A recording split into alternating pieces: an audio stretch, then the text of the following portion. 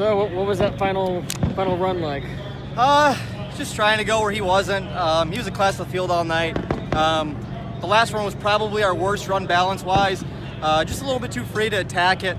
He could just use so much more throttle and keep his momentum up, and just fell a little bit short. But overall, we're building on some good finishes here, and hopefully we can keep building on it, and we're close.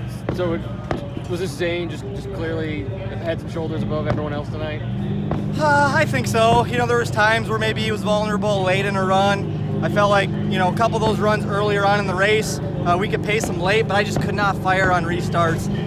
Just really battled traffic, and if we could have stayed in third instead of falling back to 6th or 7th every restart, I feel like we might have had a shot to pick up some track position, but overall, a solid day for us.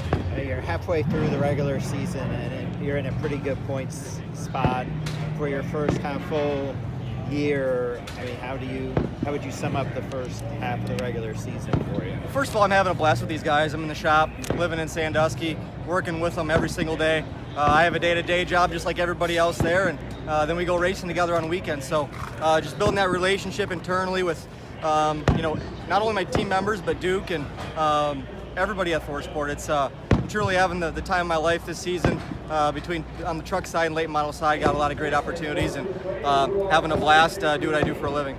You're still doing the engineering, so yeah. Are you basically doing the setups on your own trucks then? So we have an engineer, and me, him, and Joe sit in the shop, or sit in Joe's office, probably a few hours a day, just going over sim. You know, we're all bouncing ideas off each other and working together, so I know exactly what's in this truck and have some input. You know, Joe's the crew chief, right? He's making those decisions, and I'm just kind of going off of my experience, what I like, and bouncing ideas off each other, and we're really trusting our sim right now, and it's been working for us. Were you surprised when Nemechek didn't fire off there on that last? You know, I was contemplating following him, but I just had to go with the leader. I figured that was my best chance to win the race, even though it could have bit me, right, being on the bottom on those late race restarts. So it ended up okay. I was surprised he didn't go. I thought, you know, he must have spun his tires a little bit and didn't get going, and I was so happy to see that, because I knew it was between the 38 and I at that point. What do you think, like, when you think back to a year ago and where you were and now where you are now, kind of in a position, you know, where, okay, you've had the first good couple of months and put in position to be in the playoffs. What's that like? I don't want to say what's it like, but what's it, you know, could you thought this? Could you you know, what's it do for kind of your psyche overall?